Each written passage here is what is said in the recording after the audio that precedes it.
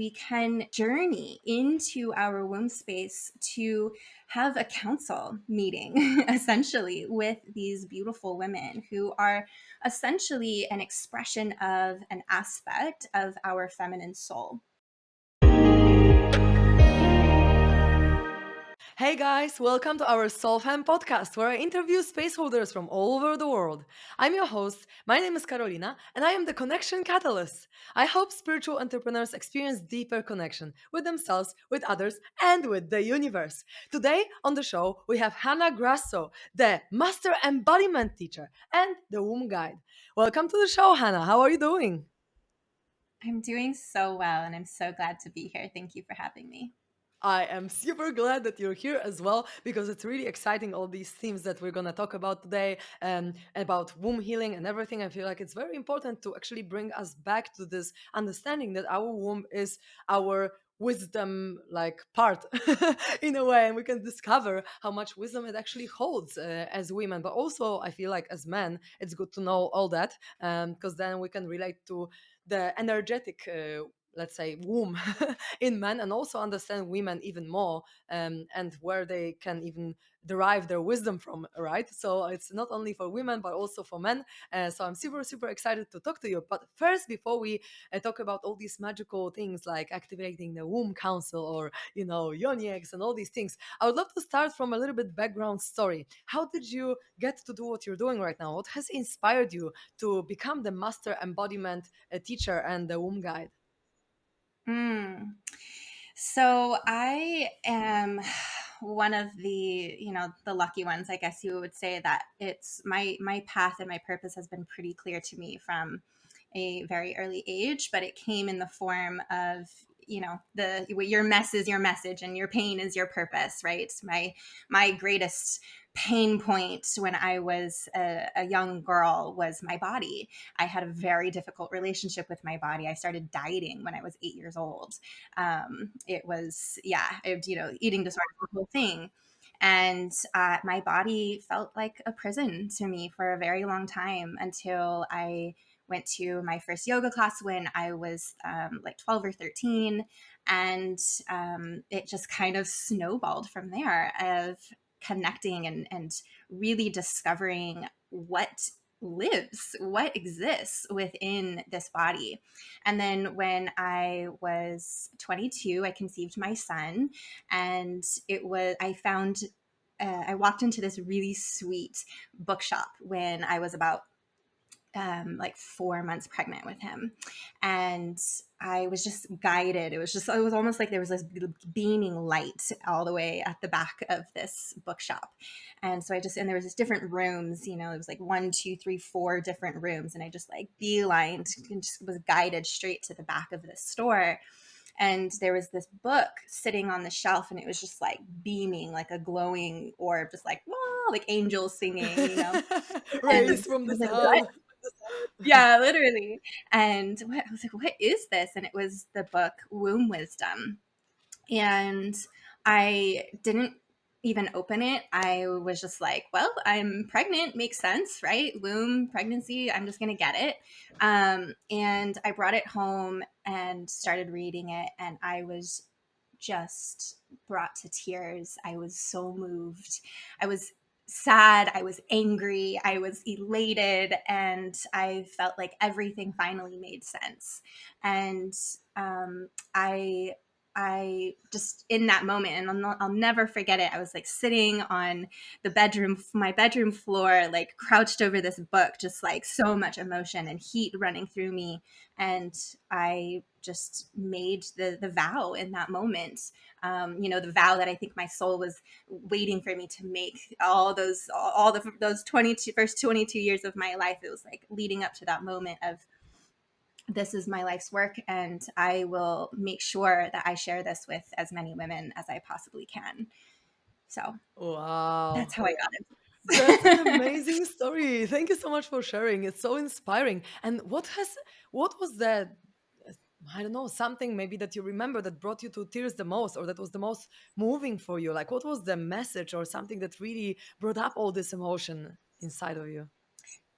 Yeah, it was remember, it was learning something from something outside of myself, telling me about the wisdom and the power and the beauty that is in my own body. And I was angry because it was in me the whole time, and nobody had ever, it was led their life as an example of it, or told me about it. It wasn't included in any of the, education that I experienced growing up.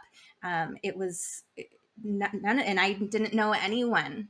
I didn't know any women at that time who knew about this. And I just felt so much deep grief and sadness and anger for every woman who, for thousands of years has not had the opportunity to really tap into this for herself. And, mixed in that anger and that grief was also this like this huge deep inhale of like life just entering, and just feeling such gratitude and joy that this had been revealed to me. I mean, for me, I felt so grateful. I was only 22 years old. For some women, they go, 40s, 50s, maybe their entire life without knowing this about themselves or being able to connect to it and having this deep, loving relationship with themselves. And that was really the other piece of it, was that I, reading this and receiving this wisdom, I thought to myself, wow, how much different could my relationship with my body have been had I known just how powerful and beautiful of energy that I hold within myself and within my body. And yeah, I mean, who knows? And I would never go back and change anything, but I do know moving forward that we can prevent other women. We can help the women who are in a difficult relationship with their body to shift and to feel beautiful and to feel empowered. And then we can also eliminate that for our daughters and for our sons as well, of relating to our bodies in this way, and just like, yeah, letting go of all of the experiences of feeling trapped, or that we need to make our bodies smaller or lesser or anything like that. Mm. Yeah, I feel this is a big topic nowadays because social media and Photoshop and all these Yeah. things are just making all the women, all the teenagers going crazy, right? They just want to be like Barbies. They want to, make their lips bigger or their eyes bigger or whatever, like boobs bigger as well, probably, and so on. But yeah, I think it's quite a, I don't know, an element of our society in a way that we are shaped like that. So I totally agree that we should spread this wisdom even more and really let ourselves connect to our body again in this beautiful divine way, understanding that this is our vessel for this life and it's beautiful as it is. Doesn't matter if it's bigger or smaller or whatever, it serves us, it serves the purpose, and it's so good that it works. I mean, it's such a beautiful ecosystem of everything. And yeah, I appreciate my body a lot, but I had exactly the same insecurities in the past, as a teenager or even after, like in my 20s or whatever. I felt insecure about my body a lot. And now, fast forward a few years, working with myself and really like embodying, like just really embodiment practices, let me just appreciate everything. And I feel like it's a very important thing to do, and to help everyone reconnect to their bodies, to their emotions, to their sensations in the body as well, because this is all it really is about. Like the womb is a sacral chakra connected, so all the whole emotional body is connected to our womb as well. And what I realized, the more emotionally I started healing, and also the more I fasted, which is like a detox of my whole body, the more my womb was actually feeling better. Like I remember after my first fasting experience for 3 weeks, I remember that my periods got so much better and so much less painful. And I was like, how is this possible that this affects my womb? Right? But there are so many things that we don't even like realize that are happening in our body, like our diet affects our womb, our emotions affect it, our, yeah, there's just so much that we can know about it. So it's really beautiful that you're bringing this message to us, and that you're guiding people. And I'm super curious to know, because I know that you are teaching people to become a golden womb embodiment facilitator, which sounds freaking cool. So what does it mean to be this kind of facilitator? Yeah. Thank you for asking. The golden womb is a path of studying the womb from the intention and the desire to reconnect to the pure organic structure of the womb. And when we connect to that pure organic structure of the womb, it opens us to receive the source of divine golden light and energy and wisdom that our womb is such a powerful source of, right? We can literally source from the divine, source from the quantum through our womb space. So, a golden womb embodiment facilitator is really skilled in, well, first of all, a golden womb embodiment facilitator is deeply practiced in her own embodiment work. And the whole first part of the training, we spend the first 3 months of the training just going into the inward spiral. So this path is a 2 spiral path. It's the inward spiral where we spiral into the depth center, that source center of the womb, and learning all about ourselves and our connection to the womb and what trauma and emotions and memories and all of this that we hold within the womb. And then the second part of the journey is then, okay, taking everything that we've learned and sourced and moved and cleared. And now what do you want to do with that? Who do you now get to step out into the world as, from that place of being really tapped into, again, that organic, pure state of your womb.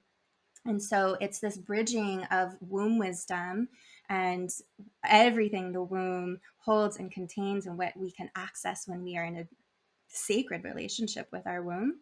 And then embodiment work and the embodying the whole and empowered and healed expressions of the feminine archetypes, the feminine energies that make up the energetics of the womb space. And so we learn all kinds of practices, whether it's through movement or through breath work or through meditation or through body connection, and touch and sister connection, of how we can really bring the fullness of ourself to life, to be like an actual embodiment of this womb energy that lives within us. That sounds amazing. This journey sounds amazing. And I love how you call it a two spiral, like inward and outward. That's so, so cool. I love it. And so in this program, I saw that one of the things that you are, let's say, that is included in the program is activating the womb council. And I'm super curious. What does it mean? Yeah. So just like we have our like spirit council, right? If for those of us who feel connected to like our spirit guides or, even to like deities or anything like that, we have this beautiful support circle that's always around us. Maybe it's your ancestors, right? We have a council within our womb, and it is these 4 feminine archetypes, or the 4 kind of organic energetics of the womb space, that are the maiden, the mother, the enchantress, and the wise woman, or crone as she's also known. And they each have a seat within the womb space. And so they live within a certain area of the womb. And we can journey into our womb space to have a council meeting, essentially, with these beautiful women who are essentially an expression of an aspect of our feminine soul. And what I also love about this, too, that I'll mention is that each of these, yes, they are feminine expressions, but they all have a relationship with the masculine. And so, as we're connecting with each of these and healing the wounding around each of these that's held within our own system and in our own body, we're inherently connecting to and healing our relationship with the masculine and how our masculine is relating to each of these feminine archetypes within us as well. So, yes, so the womb council is this beautiful, powerful, wise council of archetypes that we can, again, journey into meet. Maybe you meet with one of them, maybe you meet with all of them, and they're just there it's almost like they're holding hands around your womb space, and just they're there for any bit of support or guidance that you are needing. And anytime you desire, you can go in and tap in and receive the wisdom that you are, needing right in that moment.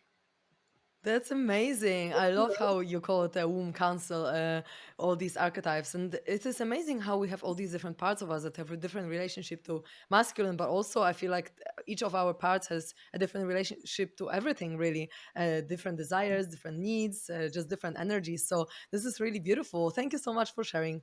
And I have also a question based on also what you have in your program. What are your top three, maybe, yoni and womb clearing, maybe, or purifying processes that you use for yourself or for your clients? Yeah. So the biggest one that is just easily accessible, you don't need to go buy anything, you don't need any sort of products or anything else, and it's movement. The womb and the energy that is held within the womb, it is, for those of us who haven't tapped into it yet, and even those of us who have, there's still more, right? That it gets stagnant, it gets clumped, and it creates things like like really bad cramps, or fibroids, or really heavy bleeding or irregular bleeding, or right, all kinds of things like that can manifest physically because there is energy that builds up and it hasn't been freed, it hasn't been flowing, and so it creates these physical manifestations.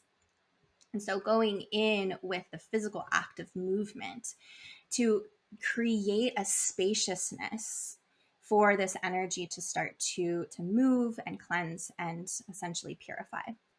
So movement is my personal favorite modality, and again, one that I really love to empower women with, because you don't need anything outside of yourself in order to do it.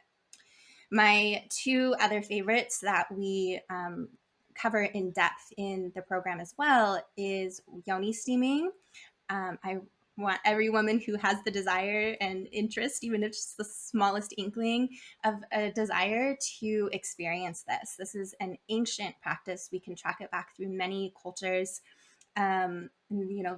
Deep bow of gratitude and reverence to all of the cultures and the women who cultivated this art and brought it and allowed it to carry forward.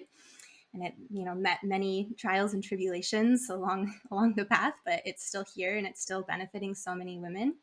And yoni steaming is such a beautiful practice for, balancing the pH within the vaginal space. It's deep emotional healing. Such a beautiful way to connect with the yoni and with the womb space. And for this deep clearing and cleansing, yoni steaming has a downward motion that it supports with. It was actually one of the practices or uses that it was most used for traditionally was for postpartum care, to help and support the downward movement of the blood and the bacteria and the loci, it's called, after giving birth.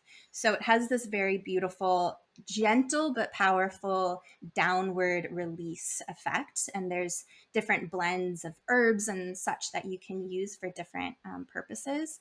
But it's also so powerful for even like supporting if you have an infection or something like that going on. And then the third one is vaginal de-armoring that you can use with the crystal wands or a cervix wand, a glass wand. There's, you can even use your hand, but it's really awesome to have these tools where we can access and soften. They actually allow our body to soften more while we're doing the deep internal work. Whereas if you're using like your hand or something, like there's a lot of effort happening with your body. So those are my three favorites. Amazing. And is it hard or complicated to use these crystal wands and yoni eggs? Because I don't know if everyone who listens knows about it, but I have one yoni egg, but I haven't really used it as much, just a little bit to check what it is. But is it complicated to use it? So it's not complicated to use it.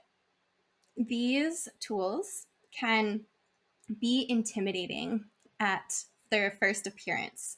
And there are absolutely situations where women have experienced some pretty significant trauma. And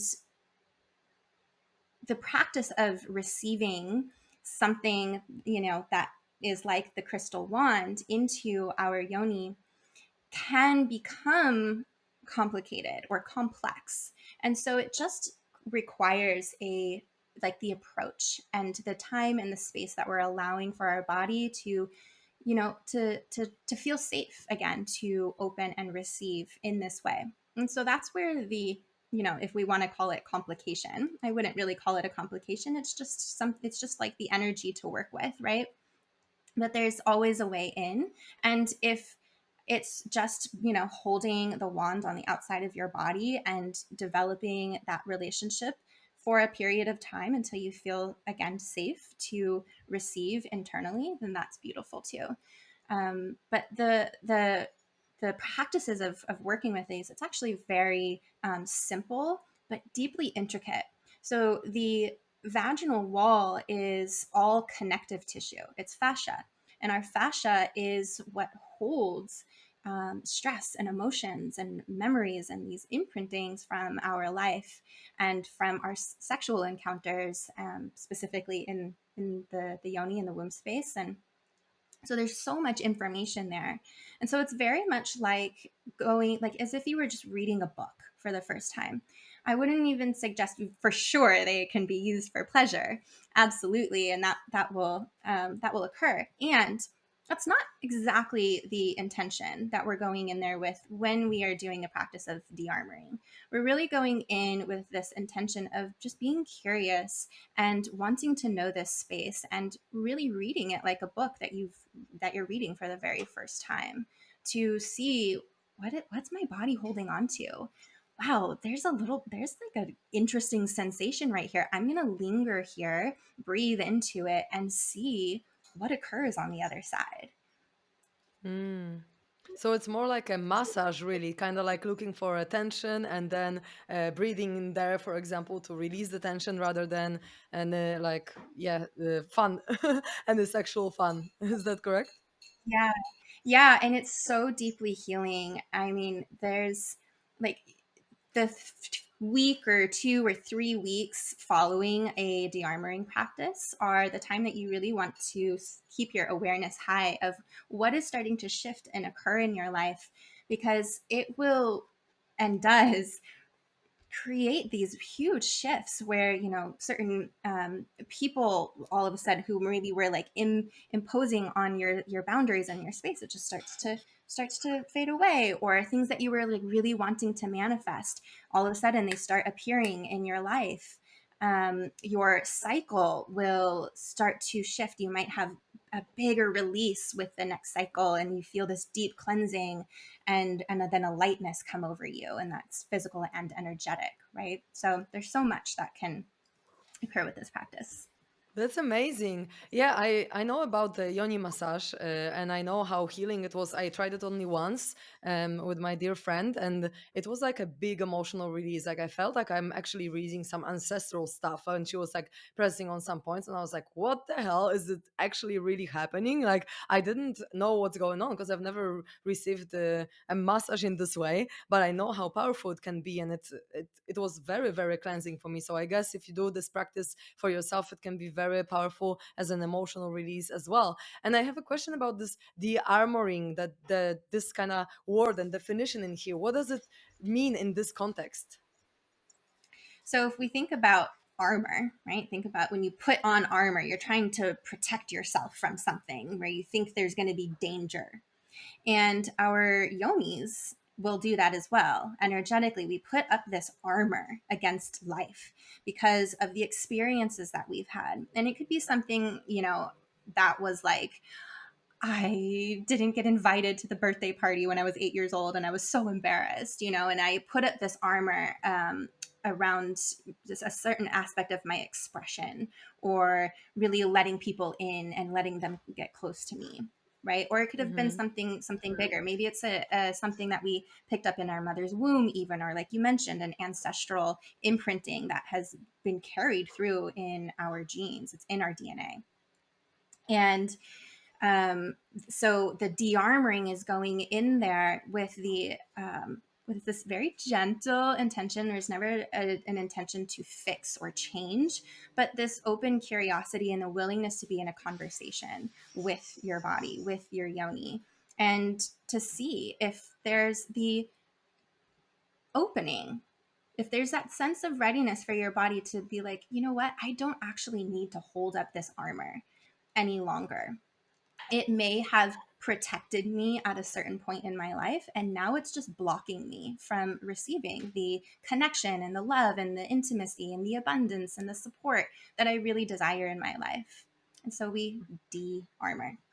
Yeah, that makes a lot of sense. It seems to me a little bit similar to heart wall that we sometimes develop as like a wall around our heart chakra to kind of protect ourselves. And usually these walls are made of specific suppressed emotions that were so strong that we were just like, okay, nope. And we just like put this wall and like, okay, no one is going to access my heart right now. I'm just going to close off. And these emotions are suppressed within us. So it sounds similar to just releasing the heart wall, kind of like releasing the womb wall when you're de-armoring your womb. That sounds really, really great and really interesting. And I totally believe in all that because I've experienced it. I know how healing it can be to just, know where to press in a way.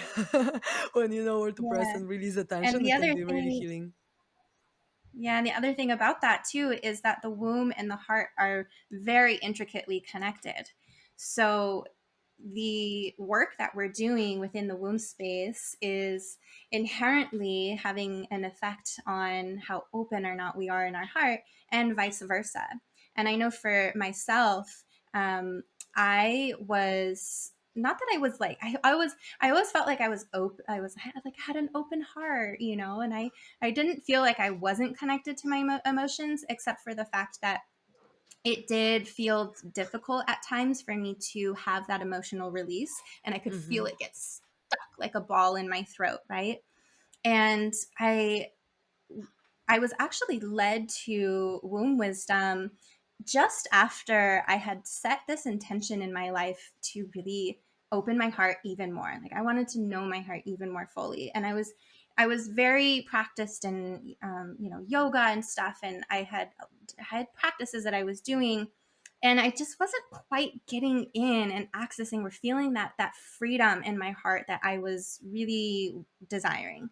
And when I started doing womb work, that's what fully unlocked my heart and gave me like this whole access to there's a whole universe to explore within the heart space. And then I also know other women who I've shared that and they're like, oh wow, it was the opposite for me. Like I felt really disconnected from my womb, but super connected to my heart. And the more that I connected to my heart, the more I was able to open in my womb space. So they're very connected with one another.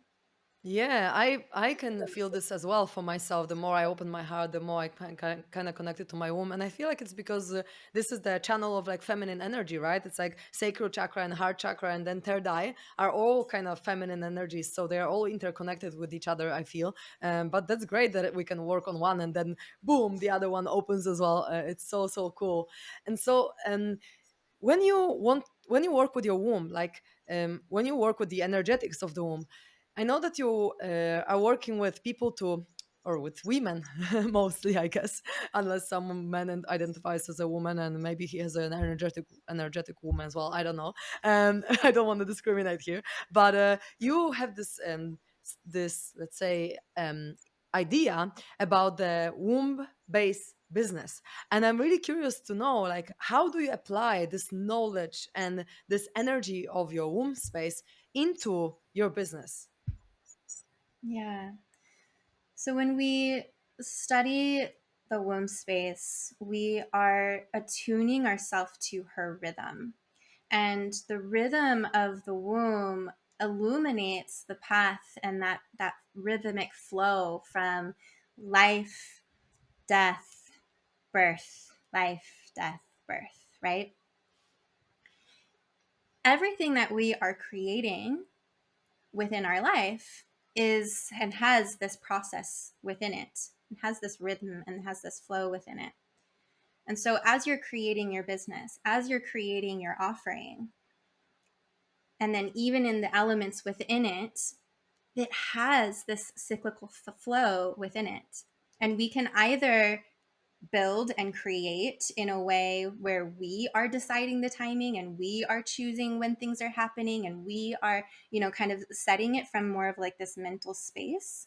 Or we can tune in to the organic rhythm of the birth process of what it is that we are creating and establishing. So we talked about the womb council, the maiden and the mother, the enchantress, and the crone.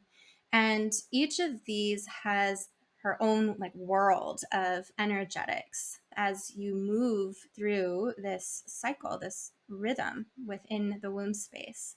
We can apply those same energetics to the time of the month that we are even talking about an offering or starting to open the doors to a program, or that we are selling a product or anything. And then there is the seven gates of the womb, which is another really pillar. It's a strong pillar within the golden womb path. And the seven gates of the womb is this entering into the womb space, which is essentially where we hold the depth of what it is that we are creating and the divine life of what it is that we are creating. And the seven gates of the womb, when we learn them and we connect to them through our body, we develop this internal sense of the true opening through these gates, not a forcing open, not a revealing too soon, not a pushing past boundaries, anything like that. We get this really beautiful sense of I'm honoring every step of the journey of this creation process, of what I'm letting go and what I'm allowing to die so that more can come through. And so in the golden womb path, I really teach women how we can apply these energetics to the birth process of everything that it is that we are creating and offering to the world. And then that way, not only does it feel better in our own body, we're not burning ourselves out, we're not going again, but we can really bring in the intuitive guidance and the support of the divine through these projects that we're working on. It feels better in our body, and it's actually greater received by the people or persons or women on the other side who are receiving it.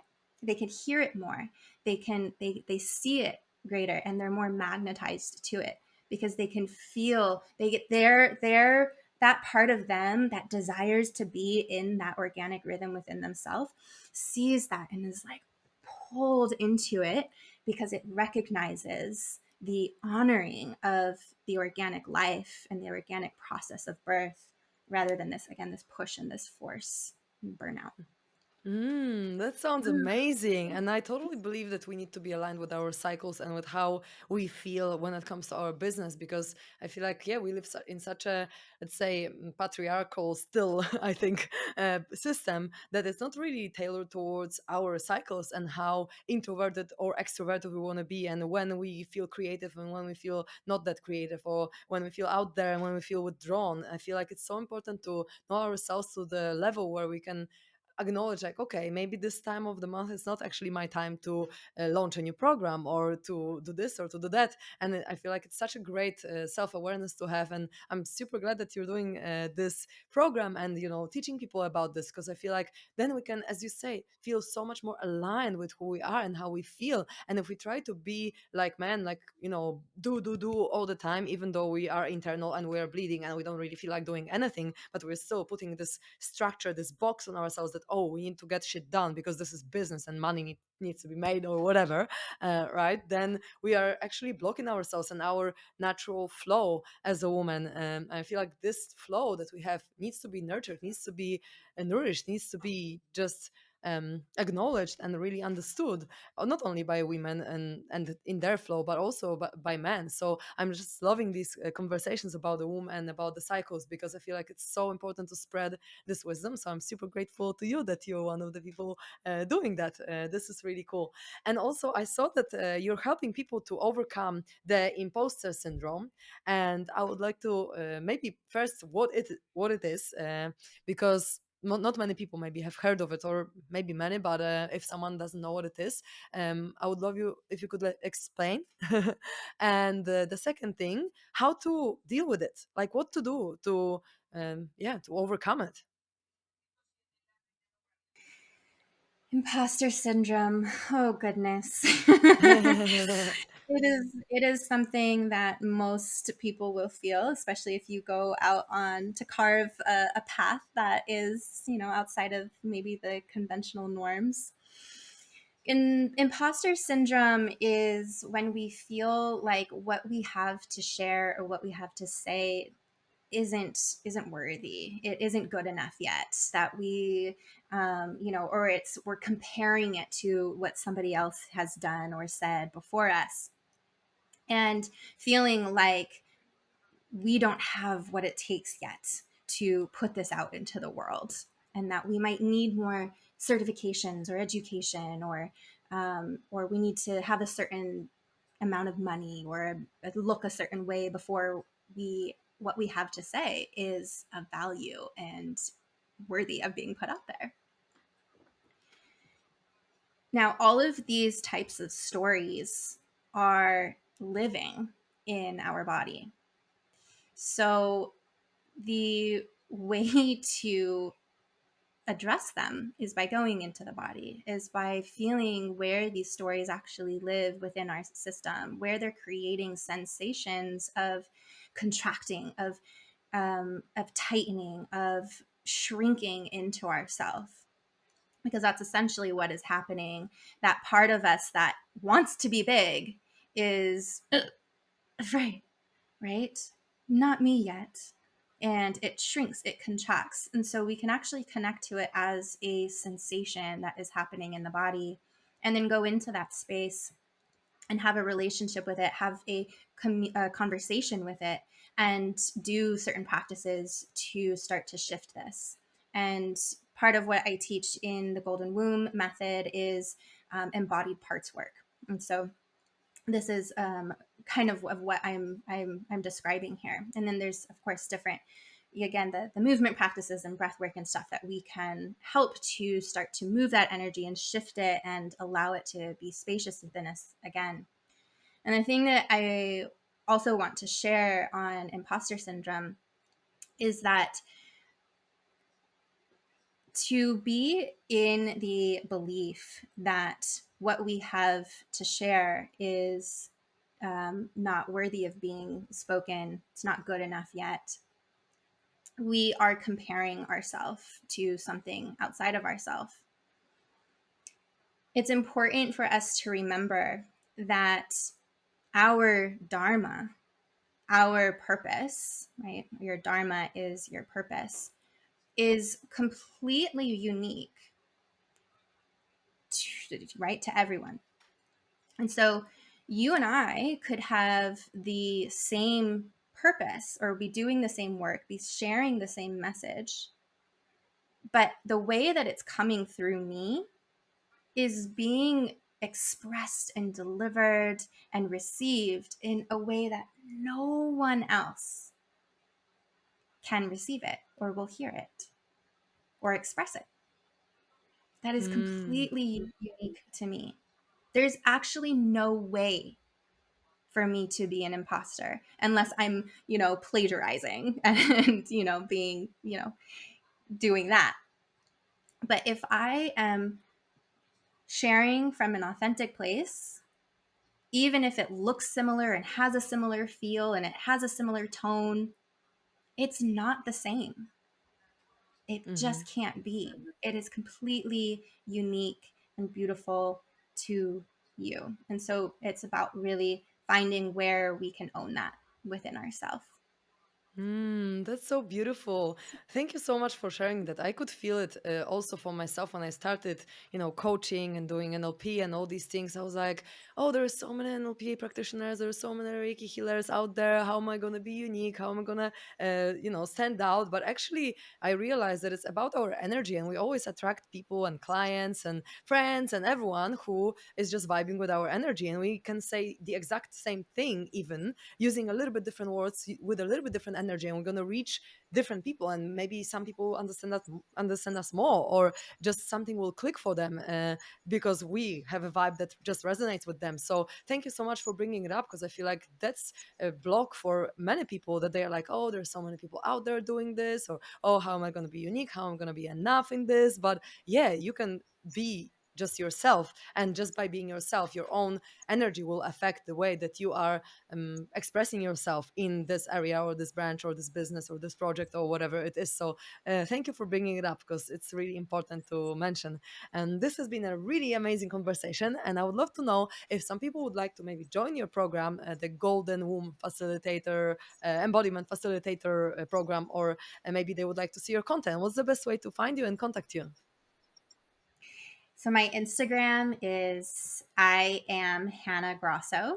That's always the best way to kind of get in touch with my work and my energy and reach out to me. I always love to chat as well in the DMs. And you can learn more about the Golden Womb Embodiment Facilitator training. It's hannahgrasso.com.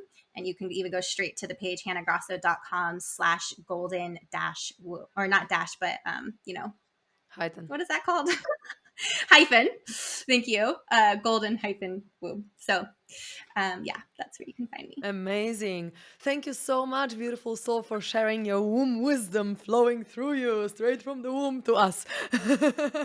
Thank you so, so much. I'm really grateful for this conversation, and just sending you so much love and gratitude for this podcast. It was amazing. Thank you so much for having me. Thank you so much, beautiful souls, for diving deep into the womb themes today with us, however it sounds. And if you'd like to find me, I am The Connection Catalyst on Instagram. I'm super thankful that you're here with us, and stay tuned to the next episode.